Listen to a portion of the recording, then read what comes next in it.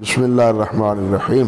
راویوں پر جو رد و قضا اور جو جرح کے اسباب ہیں اس کا تذکرہ کرتے ہوئے پہلی دو مجلسوں میں راوی کے خطا کا تذکرہ تھا اور اس کی جو تفصیلات ہیں وہ آپ نے پہلے محسوس پڑھی ہیں، اور انہی میں ایک تھی بدعت کی، اور اب ہے ثم سوء الحفظ وہو السبب العاشر من اسباب الطعن۔ راوی پر جو ذرائع ہیں، جو اسباب ہیں طعن کے، جرح کے، ان میں سے ایک سبب سوء حفظ، اور فرماتے ہیں والمراد بہ من لم یرجح جانب اصابتہ علی جانب خطائہ، کہ وہ سوء الحفظ کیا ہے، سوء الحفظ سے کیا مراد ہے؟ کہتے ہیں کہ جس کی جانب اصابت کہ اس کی خطائیں زیادہ ہیں یا اس کا درست بیان کرنا یہ زیادہ ہے۔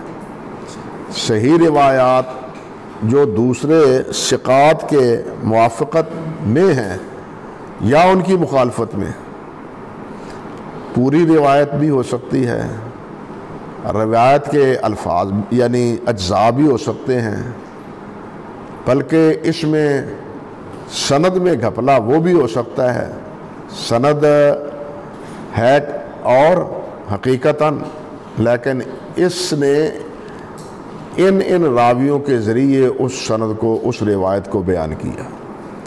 یعنی سوء حفظ کا یہ تعلق صرف متن سے نہیں ہے، سند کے سے بھی ہو سکتا ہے اور متن سے بھی ہو سکتا ہے۔ اور فرماتے ہیں کہ لم یرجح جانب اصابتہ علی جانب خطائہ، اس کی درست اصابت صحیح وہ صورت، وہ باعث ترجیح نہ ہمیں نظر آئے، کس سے؟ اس کی خطاؤں سے۔ یہاں حافظ رحمۃ اللہ علیہ نے یہ اسباب طعن کا ذکر کیا ہے، لیکن پہلے حافظ رحمۃ اللہ علیہ نے جو اس کی تعریف کی ہے، جو پہلے گزری ہے، وہاں اس کی عبارت یہ ہے کہ وَهِيَ عِبَارَةٌ أَن لَا يَكُونَ غَلَطُهُ أَقَلَّ مِنْ أَصَابَتِهِ، کہ سوء حفظ وہ ہے، اس بات سے اب عبارت ہے کہ اس کی غلطیاں اس کی اصابت سے کم نہ ہوں۔ کیا مطلب؟ یا برابر ہوں یا اس سے زیادہ ہوں۔ وہاں صحیح الحفظ کی تعریف حافظ رحمۃ اللہ علیہ نے یہ کی تھی، لیکن صحیح بات یہی ہے جو محسوس ہوتی ہے، جس طرح کہ حافظ قاسم قطلوبگہ رحمۃ اللہ علیہ نے کہا ہے، وہ کہتے ہیں کہ صحیح الحفظ وہ ہوتا ہے کہ ممن یکون خطاہ کا اصابتہ، کہ اس کی خطا اس کی درستگی کے برابر ہو، یعنی دونوں بین بین ہوں، دونوں کیا ہوں؟ بین بین، برابر سرابر ہوں، جس کو ہم کہتے ہیں۔ اگر تو زیادہ ہے تو پھر صحیح الحفظ سے آگے کثرت خطا میں چلا جاتا ہے، یہ پھر کثرت خطا میں چلا جاتا ہے، سمجھے نا؟ اگر کم ہو بہت زیادہ پھر لہو اوہام میں چلا جاتا ہے، سمجھے نا؟ تو صحیح الحفظ میں یہ ہے کہ اس کی روایتیں یا ان کی احادیث جو ہے وہ اس کی درست اور غلط دونوں کے برابر سرابر ہے، غلطیاں بھی کرتے ہیں اور صحیح روایتیں بیان کر دیتے ہیں، غلطی بھی کرتے ہیں اور صحیح روایت بھی بیان کر دیتے ہیں۔ اب ایسے راوی کے بارے میں کیا فیصلہ کیا جائے گا؟ آگے تو بات آتی ہے نا، پھر آگے بڑھتی ہے، لیکن سوال یہ ہے کہ ایسے راوی کی حدیث کے بارے میں ہم کہیں گے کیا، جس کے بارے میں کہا جائے کہ صدوقٌ صحیح الحفظ یا ثقۃٌ صحیح الحفظ، تو ہم دیکھتے ہیں کہ بسا اوقات تو یہ کہتے ہیں کہ اس راوی کی روایت حسن درجے کی ہے، اس راوی کی روایت حسن درجے کی ہے، الا یہ کہ اس روایت میں وہ دوسرے سے کیا کرے، مخالفت کرے، دوسرے سے کیا کرے، مخالفت کرے۔ اور اس کی بہت سی مثالیں موجود ہیں کہ راوی صدوق ہے اور وہ یخطئ ہے یا صحیح الحفظ ہے، یخطئ خطا کرتا ہے، صحیح الحفظ ہے، تو ایسے راوی کی روایت پر حکم کیا لگاتے ہیں، حسن کا حکم لگاتے ہیں۔ یہ معروف راوی عبداللہ بن محمد بن عقیل، سنن کا معروف راوی، حافظ رحمۃ اللہ علیہ نے تقریب میں کہا ہے صدوق صحیح الحفظ، صدوق صحیح الحفظ، لیکن اس راوی کی روایتوں کو اکثر علماء کیا کہتے ہیں، حسن ہے، اس کی روایتوں کو کیا کہتے ہیں، حسن ہے، یعنی عبداللہ بن محمد بن عقیل، ابن عقیل بھی اس کو کہتے ہیں۔ اللہ اکبر کبیرہ۔ اسی طرح عبد المجید بن عبد العزیز ہیں یا عبد الرحمن بن عبداللہ ہیں، عبداللہ بن دینار ہیں، ان پر بھی اسی طرح سوء حفظ کا کلام ہے۔ اور بہت سے راوی آپ دیکھیں گے جن سے امام بخاری اور امام مسلم نے روایت لی ہے اور ان کے بارے میں حافظ کہتے ہیں کہ صدوق یخطئ، صدوق یخطئ کہتے ہیں حافظ، تو ایسے راوی کی روایت حسن درجے سے کم نہیں، حسن درجے کی، حسن لذاتی،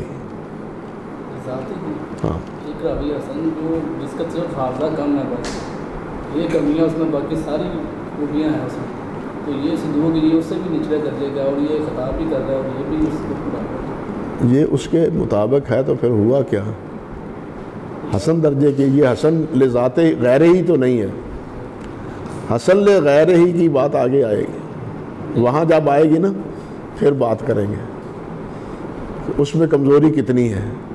اس میں کمزوری میں نے کہا کہ جس کی حافظ نے کہا ہے یا دوسرے حضرات نے کہ جس کا ثواب اور جس کی خلطیں برابر برابر، اب احتمال تو دونوں ہے نا، کہاں ثواب ہے کہاں غلط ہے، یہ آگے تبھی جا کے کہتے ہیں نا، شاذ بھی اس کو کہیں گے، پھر اس کو شاذ بھی کہیں گے جہاں مخالفت ہوگی، جہاں مخالفت نہیں ہوگی پھر اس کی روایت کو کیا کہیں گے، حسن کہیں گے، کیونکہ جہاں مخالفت، اس کی خطا کا پتہ تو تب چلے گا نا کہ جہاں اس سے دوسرے ثقات کے مقابلے میں اس کی روایت میں خطا ثابت ہو، سمجھے نا۔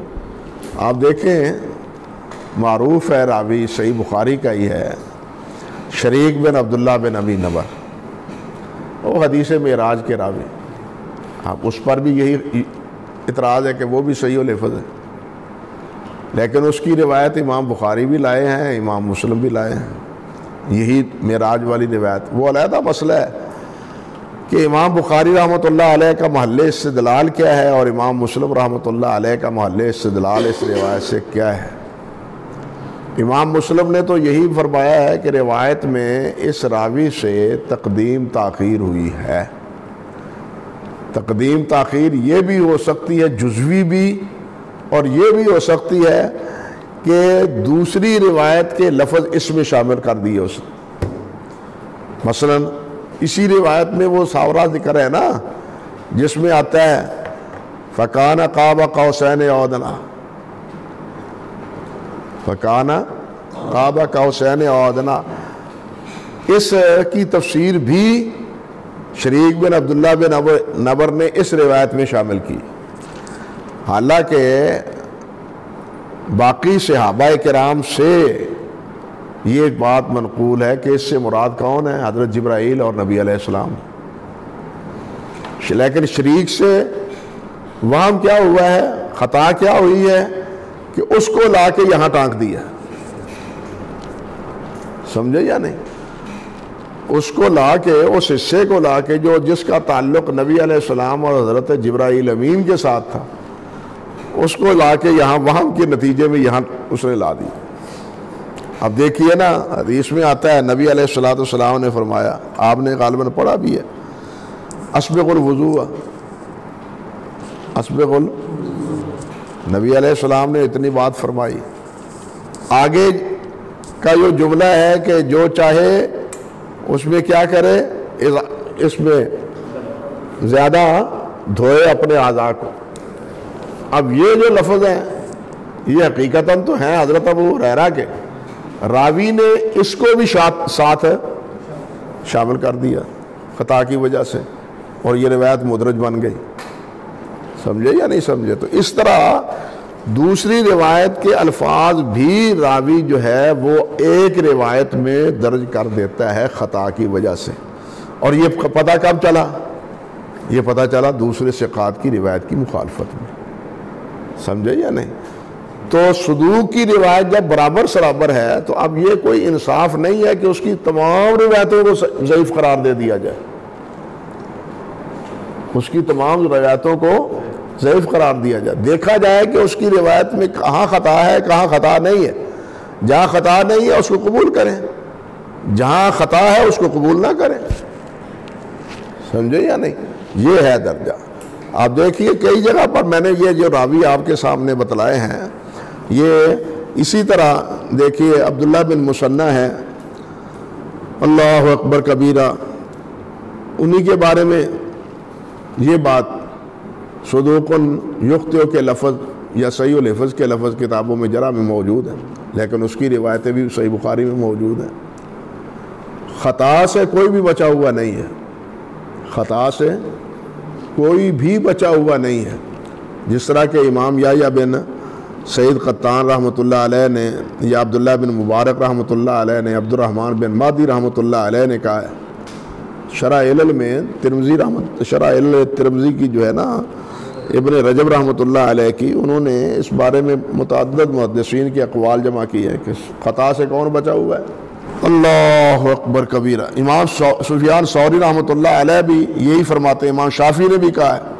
امام سفیان ثوری کہتے ہیں اذا کان الغالب علیہ الغلط ترک, اگر خطائیں غالب ہیں تو اس کی روایت چھوڑ دی جائے گی, وہ روایت قابل قبول نہیں ہوگی.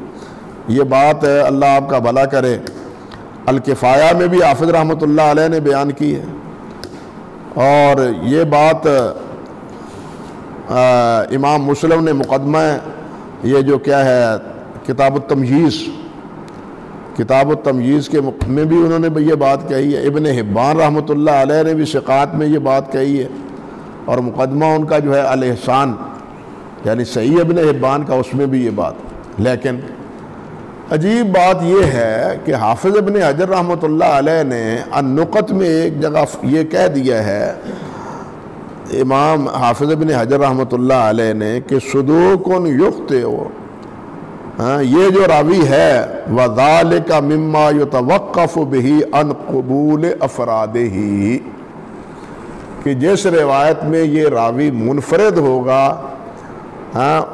اس کی روایت میں توقف کیا جائے گا, قبول نہیں کی جائے گی. یہ بات حافظ نے کہی ہے کس میں؟ نقط میں. النقط میں یہ بات حافظ ابن حجر رحمۃ اللہ علیہ نے کہی ہے, نقط کا صفحہ 678 جلد 2. لیکن جب ہم تفصیلات دیکھتے ہیں تو خود حافظ کا رجحان اس کے برعکس بھی ہے. اب 12ویں جلد لائیں مولوی جمیل صاحب, تہذیب التہذیب. اوہ اکبر. دیکھیے حافظ کیا کہتے ہیں. حافظ رحمۃ اللہ علیہ فرماتے ہیں قلت قال ابن حبان فی الثقات ابو ہاشم الرمانی اسمہ فلاں و فلاں وقان یخطئ یعتبر حدیث اذا کان من روات الثقات لا من روات الضعفاء لأنه صدوق لم يكن سبب موہن به غیر الخطأ والخطأ متى لم يفحش لم يستحق به صاحبه الترک, کہ اس کا سبب تو صرف خطا ہے نا, لیکن خطا جب فاحش الخطا نہ ہو اس وقت اس کی روایت چھوڑی نہیں جائے. اب دیکھیے صحیح بخاری کے راوی ہیں فلح بن سلیمان. حافظ کہتے ہیں رحمۃ اللہ علیہ صدوق یخطئ کثیرا، لیکن فلح کی روایت کے بارے میں فتح الباری میں کہتے ہیں کہ حدیثہ من قبیل الحسن. آپ بتلائیں حدیثہ من قبیل الحسن، اس کی روایت کیا ہے؟ اب یہاں یہ بھی دیکھیے ایک راوی ہے کثیر الغلط، جیسے یخطئ کثیرا ہے نا کثیر الغلط، ایک راوی قلیل الحدیث ہے اور یخطئ ہے اور کثیر الخطا ہے. جو قلیل الحدیث ہے اور خطا کرتا ہے اور خطائیں بھی زیادہ ہیں، وہ راوی تو صدوق عدالتاً ہے، ضبط اس کا بالکل گیا. سمجھ گئے؟ بے روایتیں بھی کم ہیں اور ان میں بھی غلطیاں کرتا ہے. ایک راوی وہ ہے جو کثیر الحدیث ہے اور اس سے ہمارے پنجابی میں کیا کہتے ہیں، گنجی ناوے گی کی تو ہوئے گی کی. بھئی بال ہوں گے تو دھوئے گی نا، نچوڑے گی کیا وہ بیچاری. بھئی جتنی روایتیں ہوں گی اسی کے تناسب سے اس پر حکم ہوگا. سمجھے نا؟ کثیر الروایہ ہے تو اس کثیر الروایہ سے غلطیاں بھی اسی تناسب سے ہوں گی. بات سمجھے یا نہیں؟ فلاں کثیر الروایہ ہے. اب کثیر الروایہ سے اگر کچھ روایتیں زیادہ بھی اگر خطائیں ہو گئی ہیں لیکن مخالفت نہیں ہے تو روایت اس کی قبول ہے. اب یہی وجہ ہے کہ فلاں کی جہاں روایتیں آئی ہیں شیخ البانی نے ان کو ضعیف کہا ہے بخاری میں. سمجھ لیں بات، فلاں کی روایتیں جن میں منفرد ہے نا، شیخ البانی نے سلسلہ ضعیفہ کے آخر میں ان روایتوں کو ضعیف کہا ہے. حالانکہ وہ روایتیں ضعیف نہیں ہیں. حافظ نے کیا کہا ہے کہ کم سے کم اس کی روایت کس درجے پہ ہے؟ حسن درجے کی ہے. سمجھے نا بات؟ اس لیے یہ فیصلہ بہرحال آسان نہیں ہے. صدوق یخطئ کثیر. آپ دیکھیں گے شریک بن عبداللہ القاضی ہے، شریک بن عبداللہ قاضی، یہ کثیر الغلط ہے، صدوق ہے، لیکن اس کی روایتوں کے بارے میں علماء کا اختلاف. بہت سے حضرات ہیں جو اس کی روایت کو حسن کہتے ہیں اور کچھ وہ بھی ہیں جو اس کی روایت کو ضعیف کہتے ہیں. سمجھے یا نہیں؟ تو اس لیے ایسے راوی کی روایت کے بارے میں فوری طور پر فیصلہ کر دینا کہ یہ صدوق یخطئ ہو یا کثیرا یخطئ ہو ہے لہذا روایت ضعیف ہے، اتنی جلدی نہیں فیصلہ کرنا چاہیے. اس کے بارے میں پورے کلام کا جائزہ لینا چاہیے اور دوسرا اس کی روایات کو بھی پیش نظر رکھنا چاہیے، پھر فیصلہ کرنا چاہیے.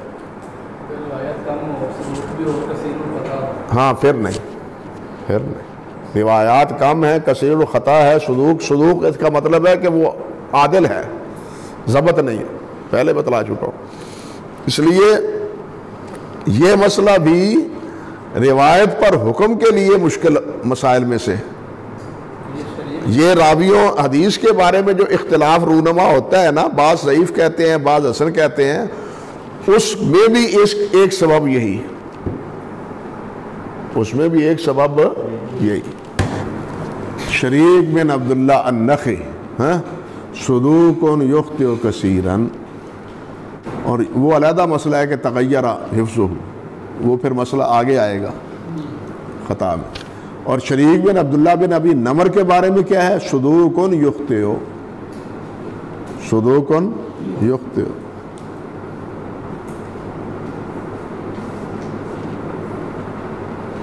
یہ ہمارے مولانا ابوالاشبال کہتے ہیں قال ابو غدہ وقال ابن حجر فی التقریب صدوق یخطئ کثیرا راجع قواعد فی علوم الحدیث فلفظ کثیرا من زیادتہ لا توجد فی التقریب ولا فی التہذیب. یہ پھر ہمارے شیخ سے غلطی ہوئی. یہ بات ابو غدہ نے نہیں کہی، یہ بات ظفر احمد عثمانی نے کہی.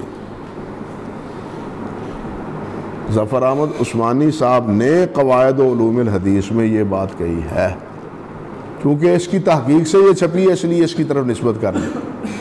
اصل بات یہ ہے کہ یہ قطعی غلطی کس سے ہوئی ہے؟ مولانا ظفر احمد عثمانی سے۔ اب دیکھیے یہ دونوں خاطا، یعنی بخاری نے تاریخ میں روایت لی ہے، مسلم نے لی ہے، سنن اربعہ میں لی ہے، مسانید اور معاجم میں تو معروف ہے نا شریک بن عبداللہ، اور یہی کیفیت اس میں شریک بن عبداللہ بن ابی نمر میں ہے۔ بخاری، مسلم، ابو داود، نسائی، ابن ماجہ، ان حضرات میں اسی سے پتہ چل جاتا ہے کہ یہ راوی کثیر الروایہ ہے، اس سے لینے والے بہت سے ائمہ ہیں رحمہم اللہ۔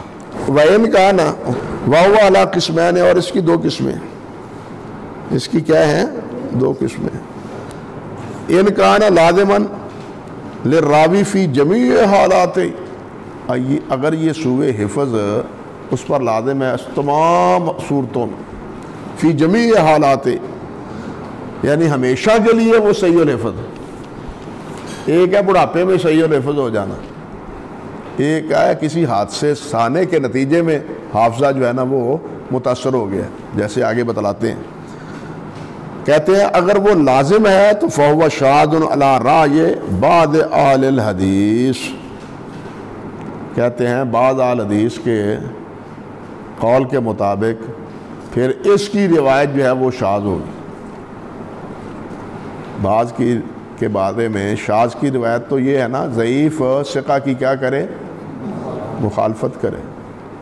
اصل صحیح راجح تو یہی ہے کہ ضعیف راوی جو ہے نا وہ ثقہ کی مخالفت کرے، لیکن بعض کہتے ہیں کہ مخالفت کرے نہ کرے یہ اکیلا ہے لہذا اس کی روایت شاذ، اس کی روایت ضعیف، سمجھے نا؟ بعض کا یہ قول ہے۔ فرماتے ہیں او کانا سوء الحفظ طارئا، یا سوء حفظ اس پر عارض ہو، طاری ہو، ہمیشہ کے لیے نہ ہو، علی الراوی، راوی پر، اما لکبرہ، بڑھاپے کی وجہ سے، او لذہاب بصرہ، یا نابینا ہونے کی وجہ سے، او لاحتراق کتبہ، یا کتابوں کے جل جانے سے ہو، یا دریا میں غرق ہو جانے کے نتیجے میں ہو۔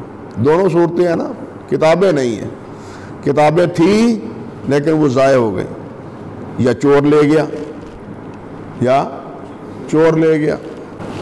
ہمارے ایک ساتھی ہیں، دوست ہی ہیں، اللہ انہیں سمجھ دے، انہوں نے اپنا دوختہ 6.5 لاکھ روپے کا فروخت کر دیا، حتیٰ کہ الماریاں بھی فروخت لے جو یہ بھی۔ اب وہ میرے پیچھے ہے کہ جناب وہ واپس کروا دو کتابیں، میرے اس پر نشان لگے ہوئے تھے، پیسے لے لیں۔ وہ کہتے ہیں ان پیسوں سے وہ نئی کتابیں خرید لیں، ہم نہیں دیتے کتابیں، کتابیں ضائع ہو گئی، وہ خواہ فروخت کی گئی، چوری ہو گئی، جل گئی، دریا برد ہو گئی، کچھ بھی ہوا، او عدم ہی یا ختم ہو گئی۔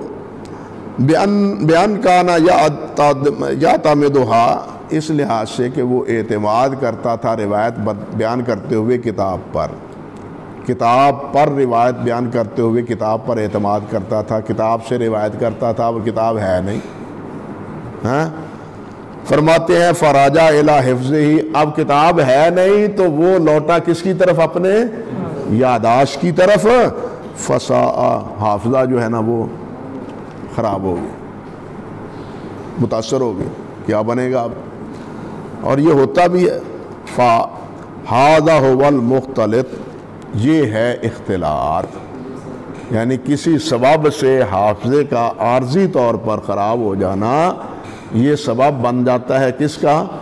اختلاط کا۔ اللہ اکبر کبھی۔ اور اختلاط پر بہت اچھی اب تو کتابیں آ گئی ہیں، یہ موجم المختلطین آئی ہے اس دور میں، علامہ حلبی کی غالباً کتاب ہے مختلطین پر، وہ ایک کتاب اور ہے بڑی اچھی، اتنی موٹی ضخیم ہے، نا نہیں اس وقت ذہن میں، القواکب النیرات، اچھی کتاب ہے، حازمی کی ہے نا کتاب، اللہ آپ کا بھلا کرے، علامہ حازمی رحمۃ اللہ علیہ کی،